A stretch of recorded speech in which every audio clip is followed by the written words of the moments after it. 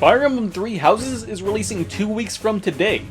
In celebration of that, I'm planning not one, not two, but 4 separate banners for Three Houses to hopefully all be released before the actual banners begin releasing on July 22nd. To start out with, we have theory-crafted versions of the game's 4 lords, including Byleth, the free unit that comes with 3 houses. Remember that, since this game has yet to release, I'm running off very little information regarding characters' personalities, skills, and even the pronunciation of their names. So this may not reflect how the characters are actually portrayed in-game.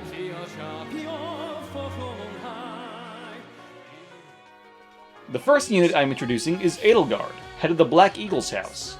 Here referred to as the Imperial Eagle, she's the heir to the Adrestian Empire. As one of the few axe-wielding lords, she shares good company. That company being made up mostly of the multitudes of Hectors that have been introduced into Heroes so far. Though her personality is very different from his. Maybe closer to Celica's, since she's one of the few cool-minded lords, but she also isn't nearly as pacifistic as the Queen of Zofia, so the comparison doesn't go very far. Her weapon, the Axe of Seiros, is named after the founder of the Empire, as well as the Church of Seiros. It is also the name of the crest Edelgard bears.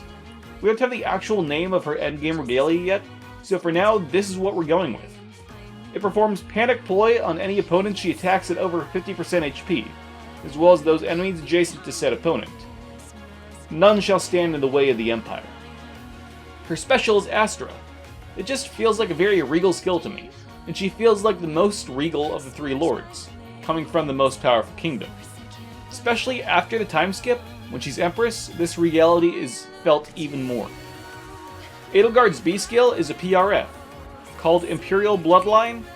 It's named after her personal skill from 3 houses. It acts more similarly to a skill that belongs to the Lord class, called Charisma. Here, the skill provides an attack boost of +6 to Edelgard and adjacent axe and tome allies, which she's adjacent to allies with those weapon types. This comes from axes and tomes being the weapons most associated with the Adrestian Empire. Finally, Edelgard's C skill is Speed Tactic. As implied by her cipher card, which says she has an eye for the bigger picture, she is very tactics and strategy focused. Therefore, a tactics skill makes perfect sense for her. Dimitri is the Prince of the Holy Kingdom of Faerghus. Founded by the King of Lions centuries ago, it won its independence from Adrestia after a war called the Griffin War. Interestingly, the King of Lions is named Lu, which is also the name of a character from the Binding Blade, though there's likely no connection between the two.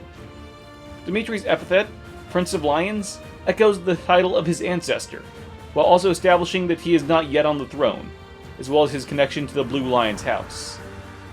Personality-wise, I find him to be the most similar to Ephraim, which makes it even more interesting that they share the lance as a primary weapon type. Speaking of his weapon, his lance is called the Lance of Bladed. Named for the crest which he bears, it performs harsh command on him at the beginning of every turn that he's over 75% HP. This reflects the likes and dislikes he introduced in the Blue Lions trailer that released on Nintendo's YouTube channel just the other day, which stated that he enjoys training, but hates fragile things. So it only makes sense that he would constantly work to keep himself from getting made fragile by his enemies. Because of that, he also has an upgraded version of Harsh Command as his support skill. Called Harsh Command Plus, it not only changes all penalties on the selected ally to bonuses, also increases the bonus on every skill changed by Harsh Command by +2. His A skill is Sturdy Impact. Dimitri trains himself constantly, and I imagine he's the strongest of the 3 lords, so of course he'd have a skill of this magnitude. It seems like exactly what he would train himself to be, at least in my eyes. Finally, just like Edelgard, Dimitri comes with a personalized B skill, Royal Bloodline. It acts the same as Edelgard's, providing Dimitri and adjacent allies of specific weapon types with attack +6 during combat when they are adjacent. However, we ran into a small issue after Edelgard, as both Faerghus and Leicester have only one known associated weapon type. For Faerghus, this was the Lance. So I did the best I could to decide what this second weapon type would be for each. For Faerghus, I decided on swords. As previously mentioned, lances are already associated with the Kingdom of Faerghus. Also, a lot of citizens of Faerghus seem to be based on the classical idea of a knight. Now, classical knights are best known for wielding 2 weapons. lances, and swords. Therefore, swords make the most sense to be the second weapon type boosted by Dimitri. And therefore, those are the two weapon types that are boosted by his royal bloodline. Claude, head of the Golden Deer, seems easygoing, but something about him makes those around him feel uneasy. He's the heir to one of the Leicester Alliance's most powerful houses, that of the Reagans, which puts him in sort of the same position as Hector was during the Blazing Blade. Man, I'm really bringing Hector in all the time with this video, aren't I? That said, much like when I compared him with Edelgard, Claude's personality does not seem to match with Hector's at all. The closest I could come up with was for Ike. Alm is another alternative, but Ike was the first to pop in my head. Claude's weapon is the Bow of Reagan. It heals him by 3 HP every other turn for each enemy unit remaining on the battlefield, due to his desire to build bridges with his enemies rather than kill them, if he can, even though in Heroes he can't. He has Aether as a special, as a connection to the aforementioned comparison to Ike, since it's one of the skills that Ike is best known for. Like the others, Claude's B skill is the Alliance Bloodline PRF. It acts the same as the other two, but instead connects him to bows, the weapon type already associated with the Alliance, and daggers, which fits as another weapon type preferred by commoners, since, like bows, knives are readily available and commonly used tools that are useful in everyday life. His C skill is Distant Guard. Claude is big on helping and protecting his allies, and seems convinced that building bridges is the key to victory. Distant Guard protects against bows, which he uses, and therefore provides a symbolic way for him to patch up the wounds he dealt to previous enemies. I admit that Claude is probably the least impressive of the 4 units I've provided today, despite being of my preferred house. But maybe you disagree.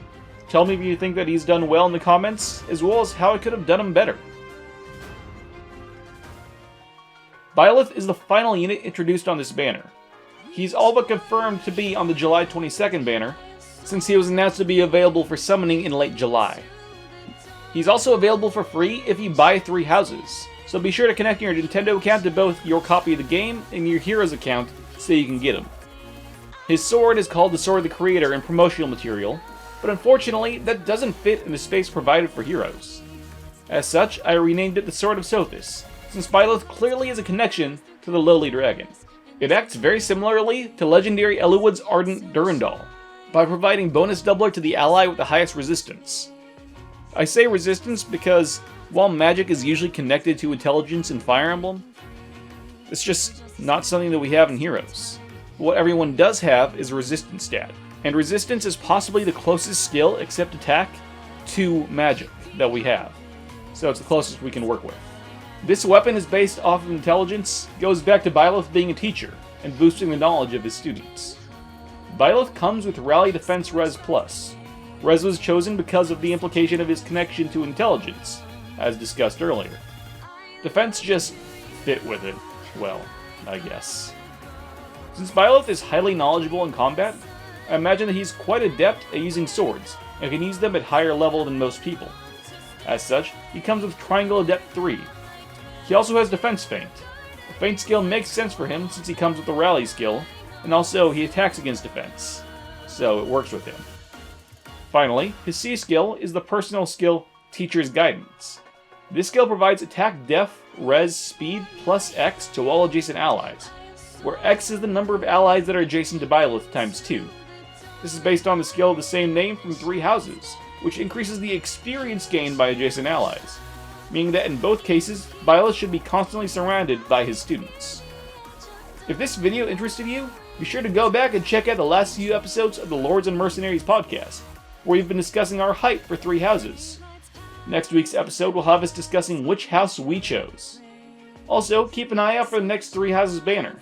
Be sure to tell me in the comments which house you want me to look at most, as well as which one you're choosing for your first playthrough. Maybe your comment will help me decide which video to release next. Until next time, happy summoning.